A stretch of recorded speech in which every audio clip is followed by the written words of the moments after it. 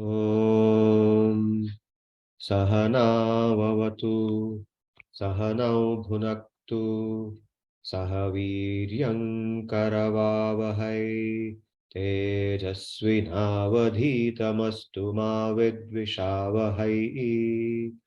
ॐ शान्तिः शान्तिः शान्तिः। ॐ अखण्डमण्डलाकारं व्याप्तं येन चराचरं तत्पदं दर्शितं येन तस्मै श्रीगुरवे नमः।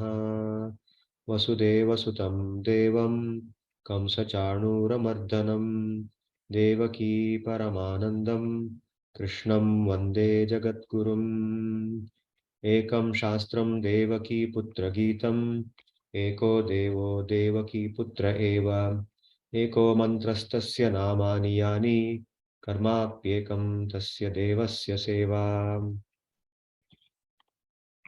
So today we are starting chapter 5 and we'll do the first 6 shlokas of chapter 5. We have completed chapter 4 in the last session. In chapter 4, we saw the core idea that jnana is a fruit of karma yoga. By doing nishkama karma yoga sincerely, one acquires jnana. These were the last 2 shlokas of the 4th chapter, where Sri Bhagavan first said, Yoga sanyasta karmanam jnana sanchinna samshayam atmavantam na karmani nibadhanti dhananjaya. That is, one who has reached the stage of perfection of nishkama karma yoga, the stage where he can say that he's eligible to give up doing all his karma.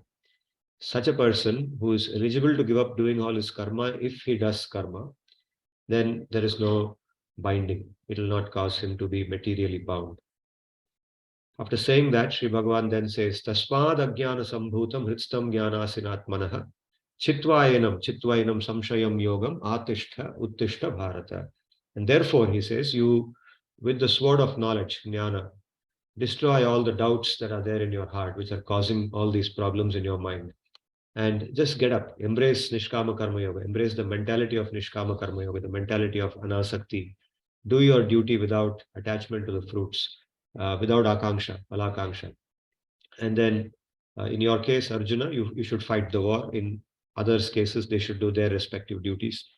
And by doing that, you will not be bound to this material world and you will be on your way to that eternal happiness. So after saying this, basically, Sri Bhagavan has highlighted the fruit known as jnana. That should be the fruit of doing karma yoga, not the fruit of punya and papa that normally people aim for when they do their duty. Or in today's society, people aim for the materialistic returns like salary, promotion, all those kinds of things, fame. So instead, that spiritual knowledge, jnana, that should be the fruit that we should be hankering for. And that is clearly brought out in the 4th chapter. Now here, a very fine point is also evident in the discussion, where Sri Bhagavan is talking about 2 things. One is, he says, karma-sannyasa. The person who has reached that level of jnana, he is capable of doing karma-sannyas, means giving up his prescribed duties. Karma-sannyas means just giving up all the duties, nivritti, not pravritti, opposite of pravritti. Pravritti means engaging in the prescribed duties. Karma yoga is about pravritti, engaging in the prescribed duties, whereas karma sannyas is about nivritti. So both are being spoken about, and therefore Arjuna gets a doubt. First shloka of the 5th chapter is this doubt. Arjuna uvacha sannyasam karmanam krishna punaryogam cha shamsasi yet shreyaha etayorekam tanme bruhi sunishchitam. So Arjuna is saying, oh Krishna. Okay, here the word Krishna is in Sambodhana. Oh Krishna, sannyasam karmanam. The sannyasa of karma means giving up your prescribed duties. You have spoken about that. Punaha yogam cha shamsasi. And then you are also praising doing karma yoga. You seem to be praising 2 things which are like opposite of each other. So, yet shreyaha, etayoho. Etayoho, among these 2, yet shreyaha, which is better.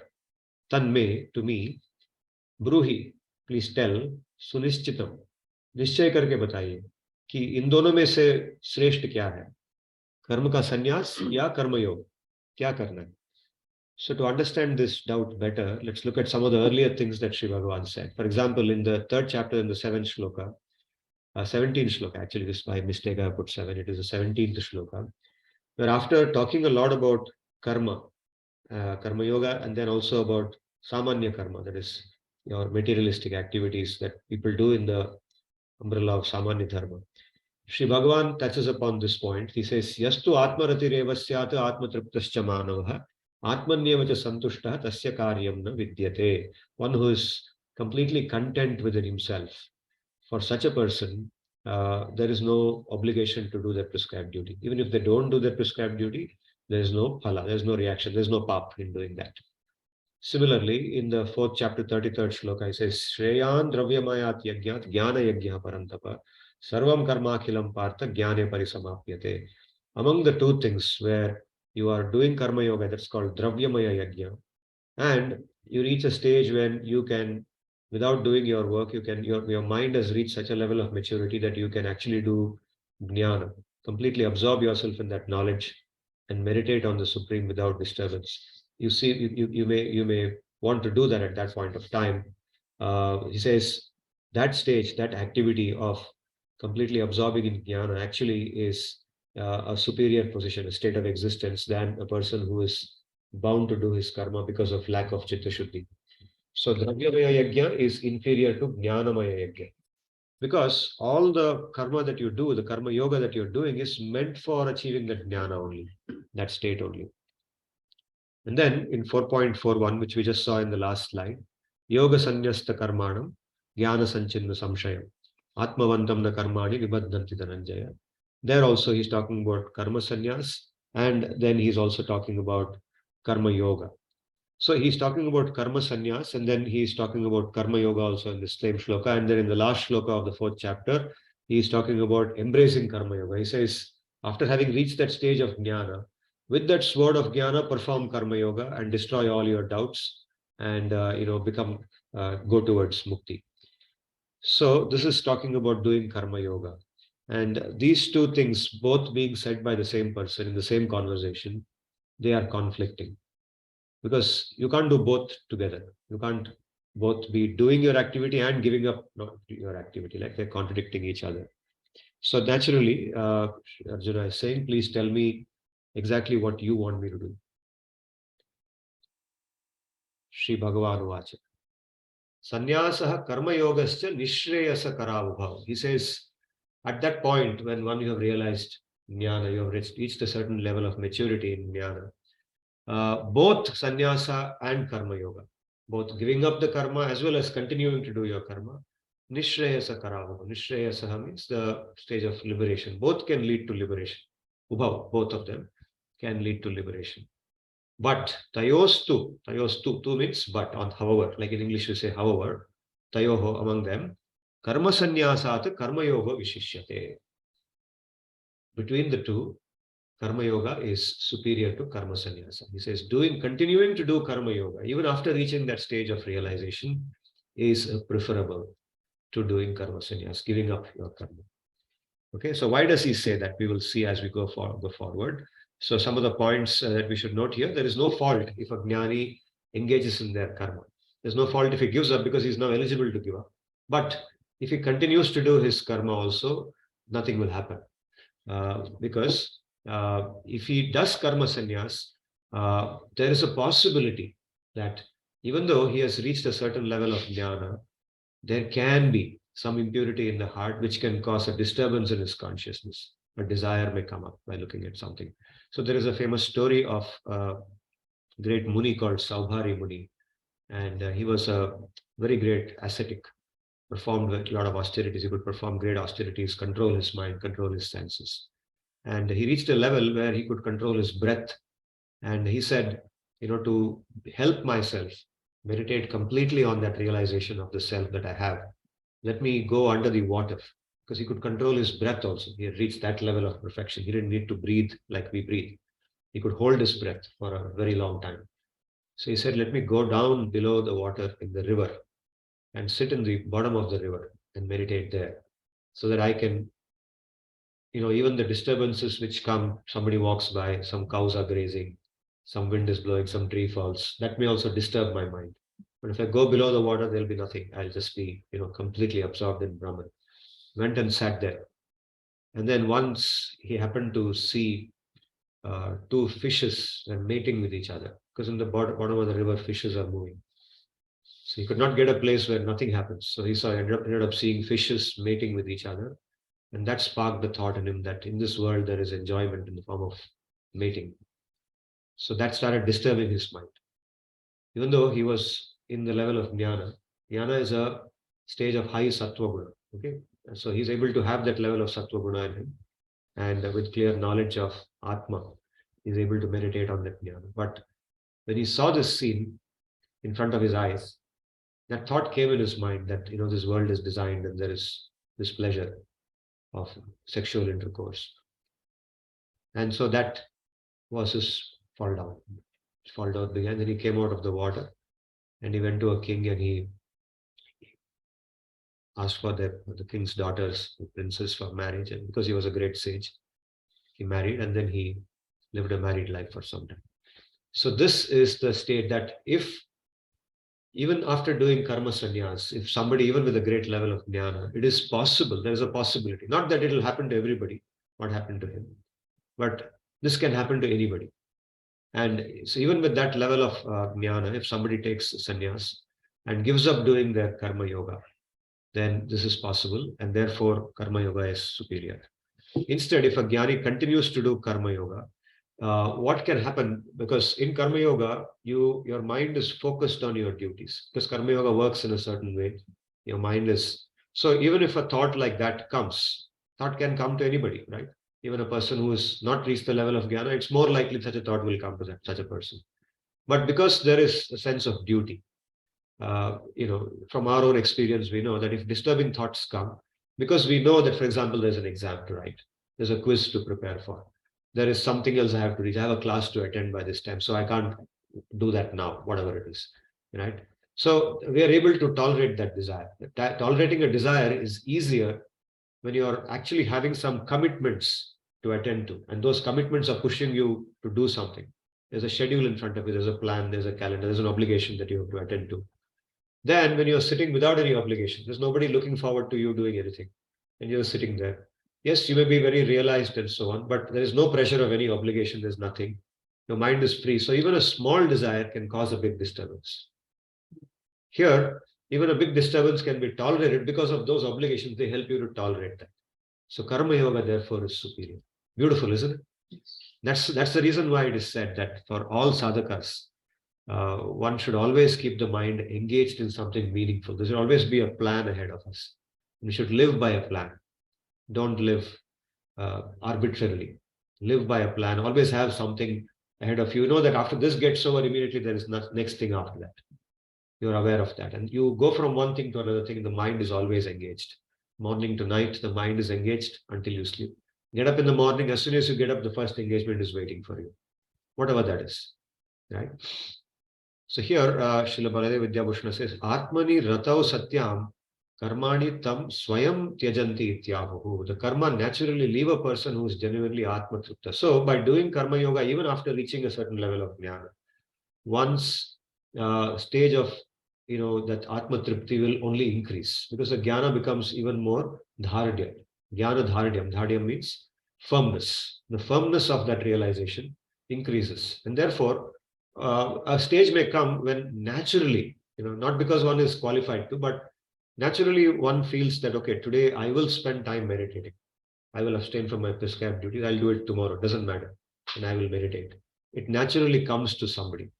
Then by that force of natural realization, it's okay, he says. He says, Tasmat sukaratvat apramadhatvat jnana garbhatvatcha karma yoga shreyan. So he gives three reasons. He says that, is from Baladev Vidyabhushana's commentary called Gita Bhushana Bhashya. So he says that there are three distinct reasons why Sri Bhagavan is saying karma yoga is superior. One is that it is easier to do than meditation. Just sitting quietly, for example, Saubhari Muni went below the river. Somebody may go to a cave. Somebody may just sit in their house, whatever they do. But engaging in activity with a plan is much better or much easier to do than to just sit for hours together just meditating. Sukaram, sukaratvam, the easiness. Apramadatvam, inadvertence. Okay, there's less likelihood of being inadvertent or careless. Okay, here, for example, Sabhari's carelessness is a classic case. But in the case of any person in general, some disturbances may come. There may be a sound, somebody plays a music. If you're already engaged in some activity, your mind is tied by that activity, it's easier to tolerate that. And jnana garbhatvam. Jnana garbhatvam means that is the genesis of jnana. By doing activity with detachment, continuing to do, the jnana becomes stronger and stronger. So for all these three reasons, doing karma yoga, even after reaching that stage of jnana, is superior to doing karma-sannyasa. And then Sri Bhagavan says, Nyayah sanitya sannyasi yona dveshtina kakshati nirdvando hi mahabaho sukham bandhatu pramuchyate. So such a person who is engaged in karma yoga but is free from dvesha and akanksha. Dveshti na kankshati. So earlier also I've explained to you that this material existence, the reason that we are in material existence is because of two things, fundamentally, ichha and dvesha. So when I was traveling a few days back, I went on an outstation trip and I was going on a flight from Ranchi to Bangalore. And one of our visiting faculty members, have you heard of Professor John Chiramal? Yes. He's also taken some course for you. Okay. So he happened to be on the same flight and he saw that the seat next to me, that next two seats, they were empty. I was in the window seat. So he got up and came and sat next to me. He said, Ajit, how are you? So we started talking. And then we went into religion, the role of religion and how that can benefit students, and what kind of disturbance the students experience. So he started talking about Christianity and the spirituality and so on. And I said, the conversation went into Hinduism and what the Vedas teach. So he asked me, because he is not so familiar with what Hinduism teaches, he asked me, in Hinduism or in the Vedas, what do they say is the source of all evil? Why is there evil in this world? It's one of the fundamental questions that Christians ask, those who study Christianity. And so he said, how does Hinduism explain? Is God the source of evil? So immediately I just said this, what the Gita, I said, Gita, it clearly explains the answer to that. And it says that Ichha and Dvesha, these are the two fundamental things. Ichha is the desire that we have to satisfy ourselves, to enjoy, to increase our own enjoyment, our own power, our supremacy in this world. And Dvesha is the opposite of that. Dvesha means it is directed towards others. It's the desire that others should suffer. It's the misery that we experience when we see others being happy. It's the happiness we experience when we see others suffering. So this is called Dvesha. So here, Sri Bhagavan touches upon those two. He says, Nyayah sanitya sannyasi yona dveshtina kamshati, one who is free from this ichha and dvesha and does his karma sincerely. Such a person is a nitya sannyasi. So he is not a sannyasi in the sense he wears kavi, he wears saffron color clothes, or he has sannyas danda, and he has a sannyasi name, so-and-so Swami, so-and-so Puri, Bharati. No, he doesn't have a name like that. He's just an ordinary grihastha. He's doing his duty, but in his heart there is no ichha and dvesha. And he's doing his duties very sincerely. So Bhagavan says that person is actually a sannyasi. He says nirdvandva. So this is the basis of dvandva. Dvandva means the feeling of duality. Okay, like we have discussed before, duality of different types, good, bad, ichha, dvesha, conflicting thoughts, heat, cold, heat is good, cold is bad, or heat is bad, cold is good, whatever.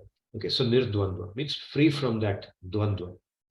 Nirdvandva hi mahabaho sukham bandhat pramuchyate. So when somebody is in that stage and he's doing karma yoga, then it will not bind him. Instead, it will liberate him.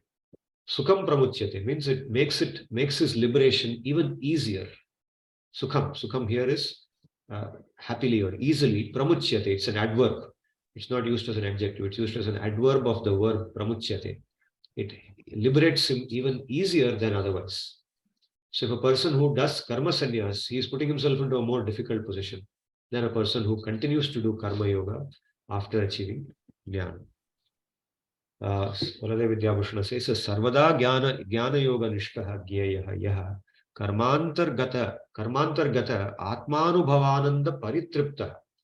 So because he is doing karma and karmantargata, inside that karma, means implicit in that karma is atmanubhavananda, that experience of Atma, that I am the self, I'm pure, Atma, it doesn't matter. There's no failure for me, there's no success for me.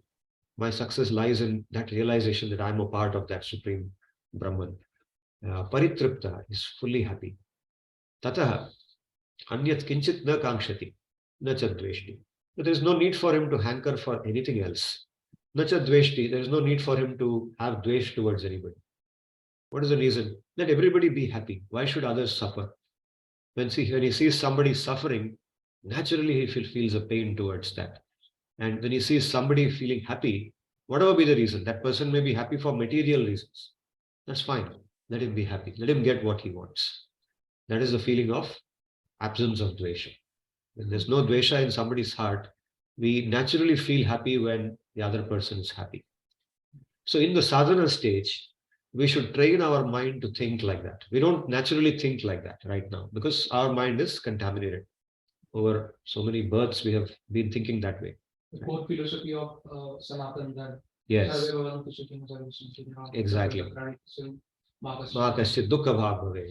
If that is adopted, that message is adopted, Sarve bhavantu sukhinaha, Sarve santu niramayaha, Sarve bhadrani pashyantu, ma kaschit dukkha bhaveet. If you are able to adopt that and embrace it internally and meditate on that every day, genuinely, then dvesha will go away from us. And when that dvesha goes away, we naturally feel happiness. See, happiness has a very paradoxical property of happiness. And I call that the happiness paradox. That is, when we want happiness for ourselves very badly, happiness doesn't come to us. It avoids us. But when we want happiness for everybody and don't look for it for ourselves, we sacrifice our happiness for others' happiness, then happiness comes running to us. That's the paradox. So in order to have happiness, you have to not want happiness, instead want it for others. It's a paradoxical thing, right? Because if you want happiness, then it will not come to you. So this is exactly the point here. And Sri Vishwanath Chakravarti says that this word Mahabaho that is used by Krishna to address Arjuna, Mahabaho is the name of Arjuna, one with great arms. He's very powerful. Arjuna has very powerful arms. So, hey Mahabaho, why is he saying that? It's not just a poetic usage, not just merely poetic composition, but he's saying that he's pointing out to Arjuna that as a warrior, your mind is thinking in terms of victory all the time, defeating others. But the greatest victory is this. Mukti nagarim jetum sa eva mahaviraha iti bhava. Only a person like this, with this mentality, will be able to conquer or capture that kingdom called as mukti. Okay, he's using the metaphor of a kingdom for that state known as mukti. So to get that, to conquer that, to be able to master that mukti, you have to do this. And as a Mahabaho, you should think of that victory, not merely of this ordinary one. So being free from hankering and desire for oneself is the basis for mukti. And one should do karma yoga even after getting jnana in that mentality. Sankhya yoga prithak balaha pravadanti na panditaha ekamapi astitaha samyag upayor vindate phalam. The shloka I have been saying earlier how Sankhya yoga, the word Sankhya refers to jnana, the portion of jnana yoga in the path, the same path. We said activity of Karma-sannyas, activity of karma yoga. He says these two people say are different, but actually the intention is the same. Prithak balaha. Prithak means different. Balaha means neophytes. Balaha by default, the basic meaning is small children, right? But it's more generally that word balaha is used for anybody who's a neophyte or who doesn't understand things properly. Okay, so it could be an old man also without proper knowledge is a balaha. Pravadantina panditaha. The learned people don't say that. Don't say that karma sannyas and karma yoga have different intentions. Ekamapi astitaha samyaku ubhayor vindate phalam. Situated in any one of them, you can do karma sannyas, you can do karma yoga also, but the same fruit you will get, which is mukti. So here Sri Vishwanath Chakravarti just makes a small point. He says, Sankhya Shabdena Jnana Nishtavachina Tad Angaha Sannyasa Lakshyate. Here the word Sankhya refers to Karma Sannyasa, which is what a person with Jnana does to contemplate on his knowledge. So finally Shri Bhagavan points out, Yat Sankhyahi Prapyate Sthanam Tad Yogairapi Gamyate Ekam sankyam cha yogam cha yaf pashyati sa pashyati. So he says that these are not two different paths. Yet sankhyahi prapyate snanam. What you will get by sitting quietly and meditating. Sankhya, Jnana Yoga. Tat yoga irapi gamyate. The same thing you will get if you just do karma yoga.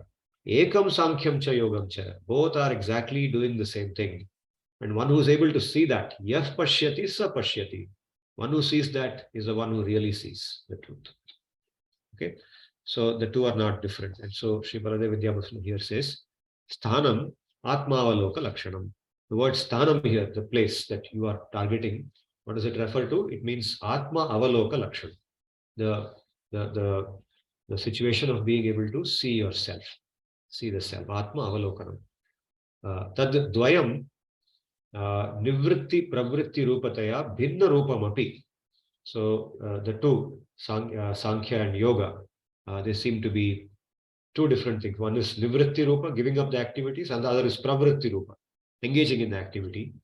Bhinna Rupamapi, Falaikyat Ekam Yaf Pashyati, because they have the same fruit.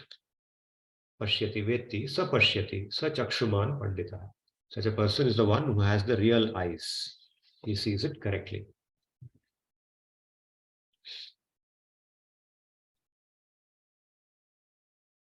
Sannyasastu mahabaho dukkhamaptum ayogataha yoga yukto munir brahmas na chirena adigacchati. This is a very important shloka. It says sannyasa. It says, now he says that, again, please understand, why am I saying that don't do sannyas, don't do karma-sannyas, don't give up your duty, do engage your duty even after reaching the eligibility for taking sannyas. Why am I saying that? He says, dukkhamaptum ayogataka, because even if there is a small lack of eligibility in you. I mean, you may think that you're eligible. Very often people, they overestimate their ability or overestimate the level they have reached, and they take premature sannyas. And if that happens, then there's a risk. So basically this shloka is talking about the risk of taking sannyas when you are not yet ready for it, by mistakenly assessing yourself to be ready for it. Dukkham aptam, you will end up in a very miserable state. But on the other hand, there is no risk in continuing to do your karma yoga. Yoga yukta munir brahma na chirena adigacchati. So a person who is yoga yuktaha, the word yuktaha I will analyze more in the next class, but let me briefly say yuktaha means one who is appropriately situated, correctly situated. One who is correctly situated in karma yoga and doing it properly, such a muni, Brahma, that supreme Brahma, that position of Brahma, na chirena, without delay, adigacchati, attains. Okay, such a person attains that Brahma without much delay. So therefore, the path of no risk, why do you want to take a risk? You have done so much hard work and you have come to this point. So why throw it away by just jumping into sannyas? Now I'll live a retired life. I'll take VRS and just sit quietly, not doing anything. Why do that? Instead, continue to do your yoga and you are much safer. And this shloka, actually, the commentaries are more elaborate because there's a lot of caution in this. Says Shri Vishwanath Chakravarti points out, Pramadino Bahishchittaha Vishunaha Kalahotsukaha Sannyasinopi Drishyante Deva Sandushitashayaha. This is a shloka present in an Upanishad called Yagyavalkya Upanishad. And the second verse in that, he cites this. Actually, two more citations. He's citing from different places to support the argument in this shloka. This particular shloka is saying that we see sannyasis today, people who have taken sannyasis are known as sannyasis, who are pramadina, means who are careless. They perform things which sannyasis should not be doing. They are negligent, careless. Bahishchittaha. Bahishchittaha means one who is bahirmukha, means he is not really focused on the self. He's supposed to be doing that. He's supposed to be sitting and contemplating on the self after taking sannyas. But he's not doing that. He's thinking about different types of enjoyment. He's thinking about when will I get my next donation? When will I get my next meal? Today, what will be the food? Will I get some nice kheer today? Will I get some rasgulla? Every day I'm getting only khichdi. What is this? This is not the way it should be. So this kind of thinking should not come to a sannyasi's mind. The sannyasi is one who is supposed to be fully content within themselves. Okay, whatever is given is the same. Whether you give me something very tasty, something ordinarily tasty, sannyasi only says that I will take food which is clean, which is nutritious, so that my body doesn't get sick. Why should he want to torture the body? So he just ensures that, and he continues to maintain the body. That's his mind. But we see sannyasis who are not like that. Pishunaha. Pishunaha means one who is wicked or low in character. Whose character is low. He may be behaving with women in a very loose manner, not in a way that a sannyasi should behave. Kalahot Sukha. Very kalaha means quarrel. Okay, is kalahot Sukha means he's very eager to quarrel, argue with others, and defeat them in arguments, or fight with them over some land or some property. Kalahot Sukha. He won't give up. He's holding on to his possessions. Sannyasi or vidrishyante deva sandushita shayaha. Means they are people who desire things which the devas, sandushita, the devas consider those things as low, or even the divine people, the divine characters, they don't appreciate that. But these sannyasis, they take shelter of such things, or they desire for such things, which the devas think are low in character. So we see sannyasis like this today. So this Yagyavalkya Upanishad is talking about the characteristics of sannyasis, how they should be, how they ought to be, right? And here Yagyavalkya is telling about how some sannyasis also are like that. From the Bhagavatam, Shri Vishwanath Chakravarti cites this shloka. He says, Yadina samudharanti yatayo hridi kamajata duradigamo asatam hridi gato asmrita kantamadihi asu tripa yoginam ubhayato apyasukham Bhagavan, hey Bhagavan, anapagata antakat anidhiruda padat bhavatah. This is from Bhagavata Purana. This is a shloka spoken in the Dashamaskanda, towards the end of the Dashamaskanda, 87th chapter. This is spoken by the Vedas. There is one narration by one of the four Kumaras, Sanandana Kumar, to his brothers. And he's talking about how the Shruti, the Shrutis, the Vedas, they were once singing praises of Vishnu. And this is what they are telling to Vishnu. They are talking to Vishnu and they are praising him. Yati na samudharanti yatayaha hridi kama jataha. If yati means a sannyasi. If a sannyasi, in their heart, they have desire, lust. If they don't overthrow it, they don't throw it out. They don't throw that lust of samudharanti, means that uproot those desires. Duradigamaha asatam hridi gataha asmrita kantamanihi. For them, what they have got, that knowledge about you, etc., having all that knowledge, etc., is as good as not having it. It's like having a jewel in their body, let's say around their neck. It says kantamani, means jewel hanging around the neck. Asmrita kantamani. If somebody is having a very valuable jewel on their neck, but they don't know about it, or they have completely forgotten about it, then what happiness will it give them? Right? If somebody knows that they have a nice costly jewel around their neck and they are, always thinking about, okay, now I'll wear this and go when I go out. When I go to this function, I'll wear the jewel. Others will see the jewel and appreciate me.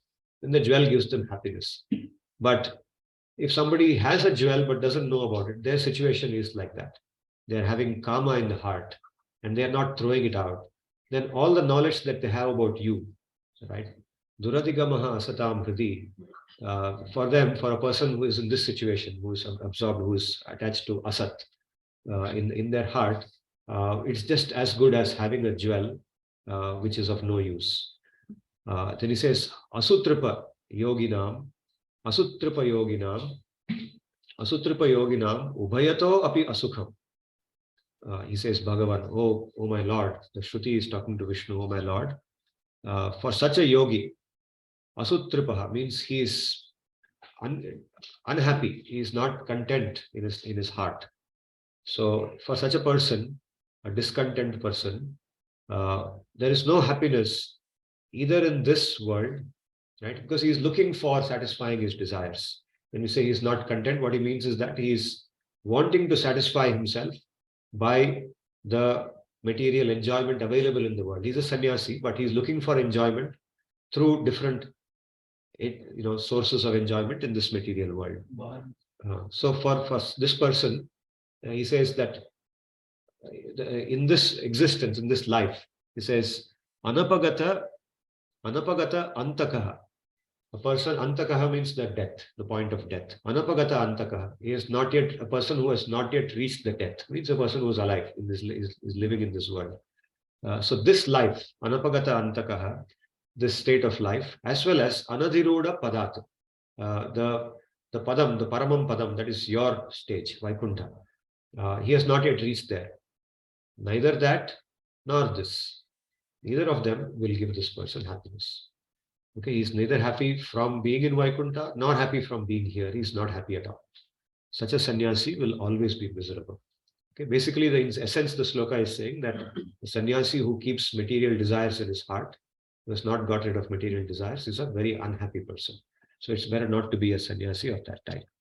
Then the next shloka is from a different place again in the Bhagavatam, in the 11th skanda of the Bhagavatam. Here this is a very often cited shloka.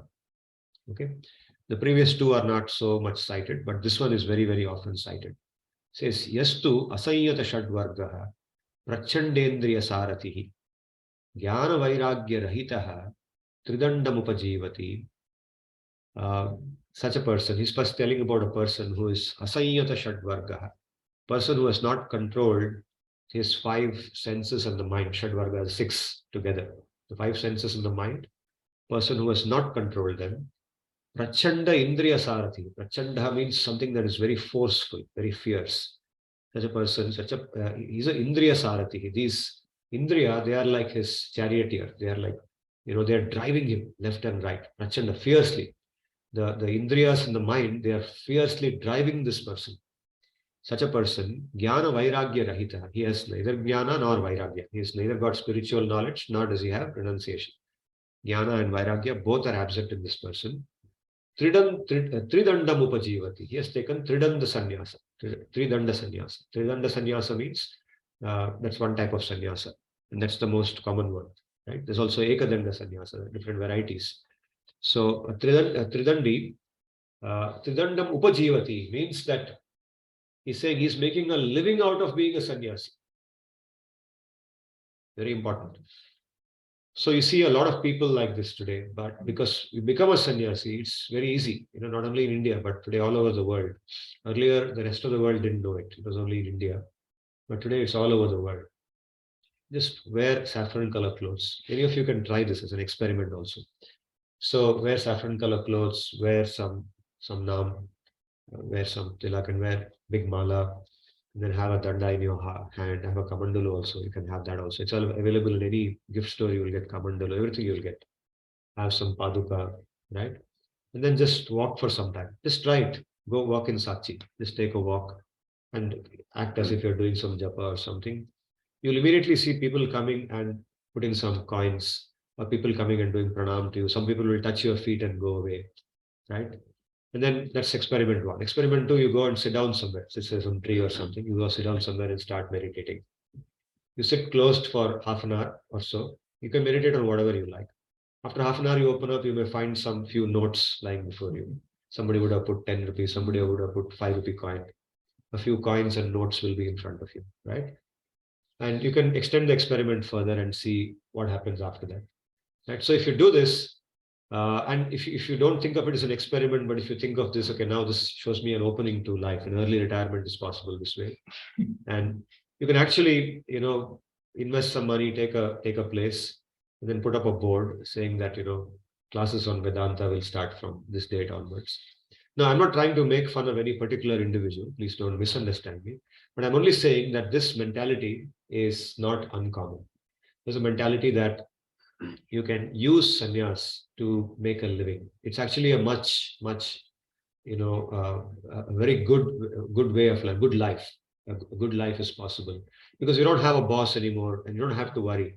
A lot of people will come there. If you're able to speak well, if you're able to have a good, a good control on what you say, and if you have at least a few Sanskrit words, you don't have to know much, just a little bit here and there. That's enough, right? You should be able to tell stories. Every religion, not only in Hinduism, yeah, everywhere it's there. Everywhere it's there. So this is exactly what he's saying here. Tridandam upajivati. Tridandam upajivati in that shloka. This is in Bhagavatam, written 5,000 years back, more than 5,000 years back. So this is nothing new. This was there even at that time, right? He says, Suran atmanam atmastam nihrute mamcha dharmaha. What does such a person effectively do? This shloka is spoken by Sri Bhagavan. Krishna is speaking this, and I think he's speaking it to Uddhava. This is in the 11th skanda, Ekadasha skanda, Uddhava Gita. There he's saying that such a person, effectively what he's doing is Suran Atmanam Atmastham, the Devas, and Atmanam, his own self, and Atmastham Mam. I'm situated inside the self. First himself, then me inside the self, and all the Devas also. Nihnute, he is actually dismissing them. He's rejecting them. He's like rejecting me. He's rejecting himself. He's rejecting all the devas. Such a person is a dharmaha. Dharmaha means one who is killing dharma. Effectively, he's killing dharma. Avipakva kashayaho asmat amushmatcha vihiyate. He says avipakva kashaya. Avipakva means that which is unripe, immature, unripe. Kashaya. Kashaya here means something that is passion. Kashaya means desire, passion, or it can also mean the color, red color, amber color, but specifically here it refers to passion. A person with immature passion, whose passion has not matured, right? The right passion, the passion for jnana, whose passion is properly guided, the desire is properly aligned to the right thing. Immature passion, person whose passion is not mature, avipakvashaya, such a person, asmat amushmatcha, means both in this world and amushmat, from the other world, he falls away. Means both the prospect of being happy in this life as well as in a higher life, in a superior world, both vihiyate. Yes, falls away from that. He falls away. Both are gone for such a person. So Vishwanath Chakravarti, I'm about to finish now. Vishwanath Chakravarti actually cites these shlokas and makes a very strong argument saying that premature sannyas must be avoided. And therefore, even after reaching a stage of maturity in jnana, one should only continue doing one's duties. And the same thing applies in the path of bhakti as well. In the path of bhakti also, the activities of bhakti continue even after one realizes that Brahman. One does not give up and say, now I have got the realization of Sri Bhagavan, I've got his bhakti, and I'll sit quietly. No, one continues to do bhakti. Bhakti is a path where beginning and in the mature stage also, the same activities are performed. So I've actually covered these shlokas, and I also wanted to tell you one very nice story. So there's this beautiful story which I thought of sharing with you today, and this is a story of the deity of Sakshi Gopal in Odisha. And this story features in the Chaitanya Charitamrita. Chaitanya Charitamrita is the biography of Sri Chaitanya Mahaprabhu, written by a great scholar named Krishnadas Kaviraj, who lived shortly after Mahaprabhu's time. He was born, I think, when Mahaprabhu was present, but then he was very small. And later on, as he grew up, he learned, and then he heard from the people who were companions of Mahaprabhu. And he wrote this, he compiled this beautiful work, Chaitanya Charitamrita. It's available online also. And in that, this story comes where Mahaprabhu is actually going to Odisha. He's in Odisha, and he reaches Cuttack. And in Cuttack, when he's in Cuttack, he meets other bhaktas, and they narrate this story to him. Here's the story of Sakshi Gopal. Sakshi Gopal, this place is located about 20 kilometers before Puri, when you go to Puri from here. So the story begins with Vajranabha, the great-grandson of Krishna, and he made these 16 deities of Krishna. And he established these 16 deities in the Braj Mandal, in the place that is called Braj Mandal today, where Krishna performed his activities. So Mathura, Vrindavan, and places like Nandagram, Barsana, Kosi, all of them come in a Gokul, Mathura, Gokul, they all come in that Brajbhumi, what is called as Brajbhumi today. And everywhere there are temples of Krishna. So 16 deities of Krishna were established, and he established worship of Krishna there. This was 5,000 years back, just after Krishna left this earth. or Krishna disappeared from our vision. Let's put it like that. So one of them was right in the place that is today called as Vrindavan. It was right in Vrindavan, this place called Gopal Temple. And so the story begins with this town in Odisha, which was at that time called Vidyanagar, okay, very close to Puri. And there was this rich Brahmana, very rich Brahmana, Grihastha Brahmana, and very aristocratic and had a high status as a rich person. So among Brahmanas also there were people who were very wealthy, the people who are very poor, whole spectrum. And the people who are very wealthy naturally, they also have more say in society anytime, right? And they are having people of status and they will interact with each other. People who are poorer will interact with each other. It's always like that.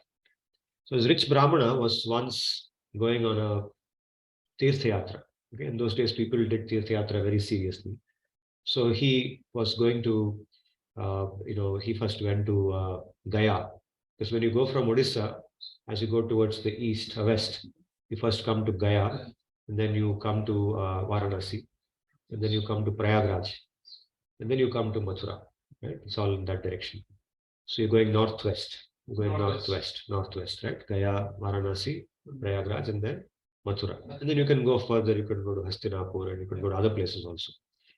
So he went up to Mathura. So now, along with him, at the same time, there were others. Those days, Tirtha Yatras were done with groups of people, not just alone, but groups of people. And there was one particular person, a Brahmana, a young Brahmana, a very young youth, maybe 18 years, 20 years of age. This man was elderly, maybe 45, 50 years of age, whatever. So this young Brahmana, he was young, unmarried, and just learning, but he was very sincere, very pure at heart. The old Brahmana also was pure. Both of them were very sincere, pure people, and both were very serious. Now, in the process of going together, the young Brahmana, he developed a lot of devotion towards this elderly Brahmana because he saw him like his own father or uncle, and he said, I'll do seva to him, I'll help him in whatever way. So he closely interacted with him, did seva, everything. So the story goes that by the time they reached Mathura, the Brahmana was very happy with this boy. The elderly Brahmana was very happy with him. He said, I'm so happy with you. You are my own son. I like you so much. And so they reach a temple, this temple of Gopal, and they are resting there. And the man says that now, I'm fully fulfilled in life. And I'm so happy that I want to give my daughter to you in marriage. He says that.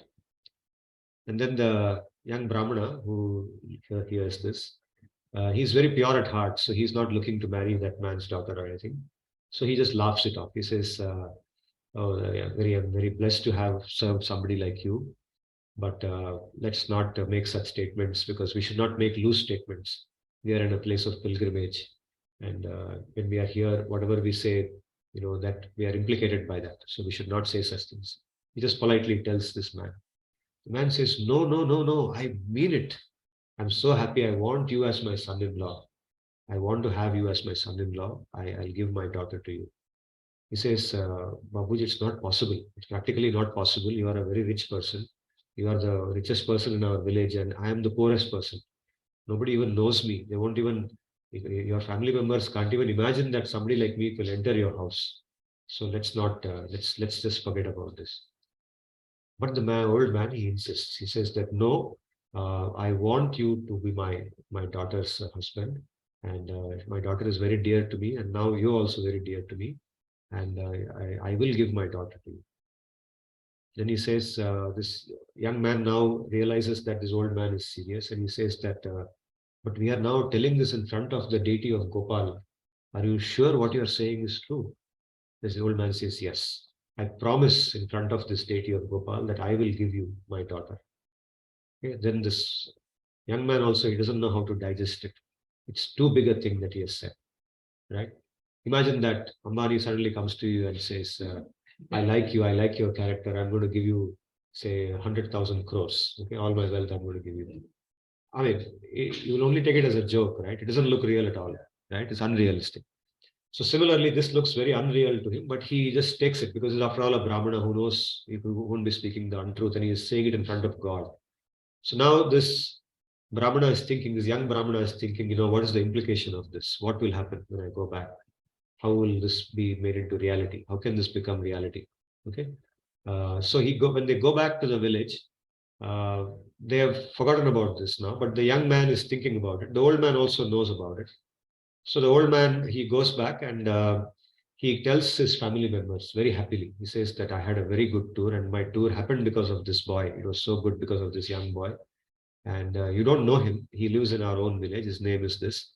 And I want to give our daughter, maybe her name is something. Let's say her name is some Shruti or something. Okay. I want to give Shruti in marriage to this person. Okay. I hope there's nobody by name Shruti. I'll be in trouble. so, so they hear that, and then immediately they pounce on it. The Brahmana's wife, the son. There's always a brother in every story like this. There's always a brother of the girl, the brother, and then the uncle. What are you saying? Who's this guy suddenly, and you got carried away by some guy? What do you mean? Just no, you have not seen a boy like this. He's such a gem of a boy. He's such good qualities. We will not get anybody like this for our girl. Hey, what are you saying?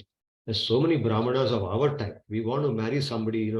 He does. What you are saying, it doesn't looks like he doesn't have clothes to wear. Our house, we have horses, we have elephants, we have this, that. We eat only on golden plates. How can you bring a person like that into our house? Even our servant is richer than that fellow. So they immediately reject everything that he says. They completely reject him. And now this guy is in a complete dilemma. He doesn't know what to do. He has made a promise in front of God. He wants that boy as a son-in-law. And he's also said this in front of the Gopal. He's totally at a loss. He's like saying, now what will I do? So he tells them, see, look, it's not just my desire. Now I have told this in front of Bhagavan. And if we don't do this, all of us will get pap. And we'll go to hell if we do this. And Bhagavan himself is Sakshi for this. We can't say no. We have to accept it. Then they say, okay, we understand you made a promise in front of Bhagavan and so on, but we can easily do parihar for that. But he says, but Bhagavan is Sakshi for this. And he may stop us from, our daughter may never get married if you do this. He says, no, don't worry. That Bhagavan is in Vrindavan. We are here in Puri. He will not come. He will not even know. He's there. Don't bother about it. Don't worry. We will take care of it. So this man, he doesn't know what to do. Finally, he uses this last argument. He says, but that young boy will now come. He's living in our own village, and he told me not to make this promise, but I said this. Now he will come and remind me, then what will you do? Don't worry, I will take care of that. Son says, I'm strong guy, I will beat him up. Don't worry, I'll send him away. So as predicted, that young boy comes. And he says, he tells the old man, Babuji, I just want to politely remind you, 6 months have already gone by.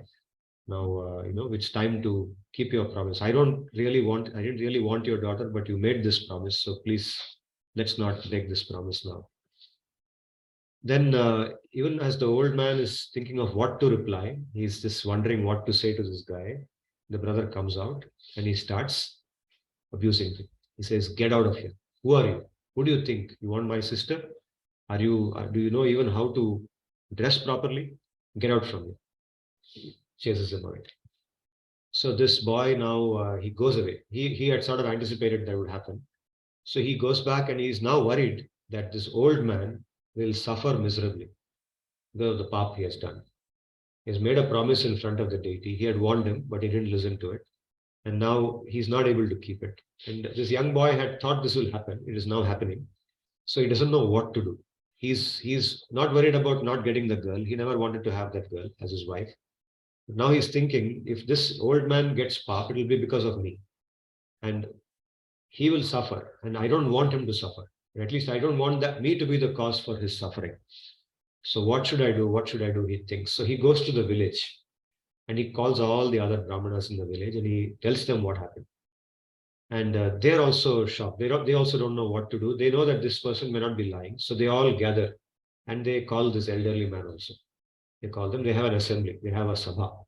In the sabha, they say this is what happened. And in the sabha, both this old man and his son, everybody is there. And they tell the boy, okay, now tell us the story. So young man tells the full story. And then they ask the old man, now please tell us what is your answer to this. The old man says, I know I went with him. We went to so many places, so many things happened, but I am not really sure what he's saying is exactly what I said. He tries to beat around the bush. He tries to avoid the thing. He doesn't want to directly say, I didn't make this promise, but he just tries to avoid it. So then this young boy says, see, we have told in front of that deity, and the deity is the sakshi for this. He is the witness. So the elderly people say that, okay, now you're saying that the deity is the witness, but how will you prove to us that the deity is a witness? It is there in Vrindavan, and the deity won't speak. It will never talk. It will never, act as a witness. You can have a human being as a witness, but how can you say deity is a witness?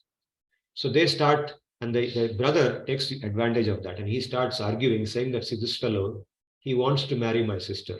He wants to, because of his poverty, he knows that if he marries my sister, he will get all the wealth. So he's trying to fool all of us by using this deity who cannot speak as a reason. So now, please, you decide, all of you decide whether to accept my father's words or accept this young fellow, this rascal's words. You please decide. So now the Sabha is in a complete dilemma. They don't know how to decide because both are Brahmanas, both are known to be very good character. And how do you decide? So they tell the boy that, see, if the deity tells us that this promise has been made, we will agree to this. The Brahmana says, okay, that's not a problem. I'll go and request the deity to come and tell you. So he goes. Okay, for in his mind, there is no doubt at all. He never has any doubt like these people have.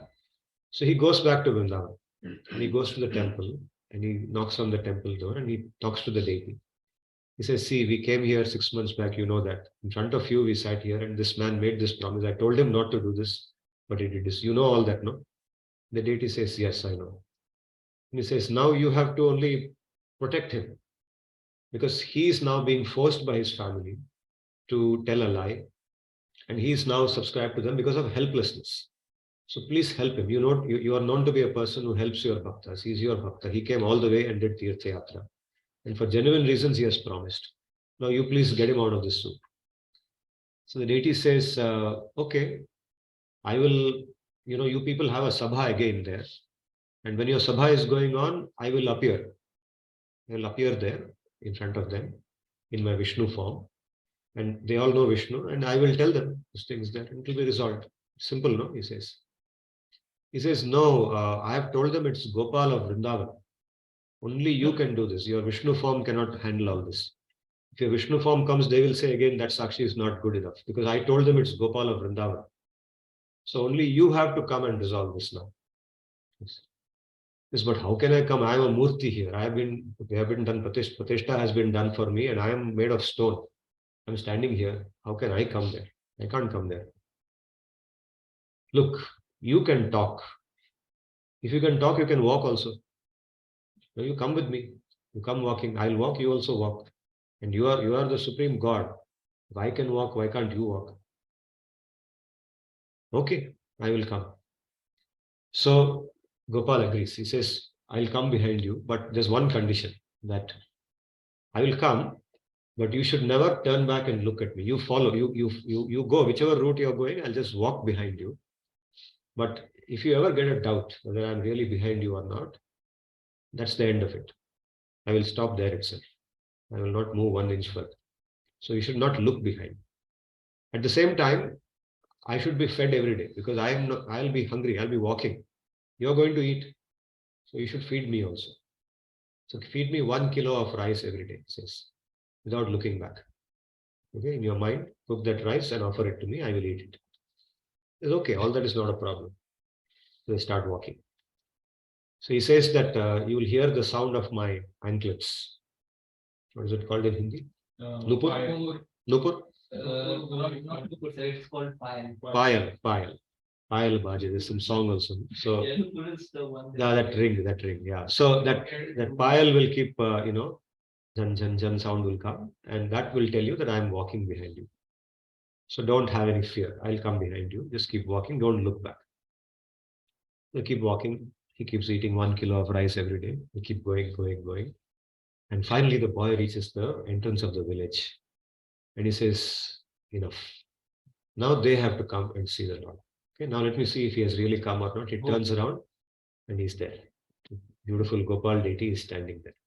So he runs to the village and he calls all the Brahmins. He says, come, you told me to bring Gopal, and now he has come. So they come and they are in complete awe. Now they don't have anything to say. Whatever he described, exactly that he has brought the Gopal deity.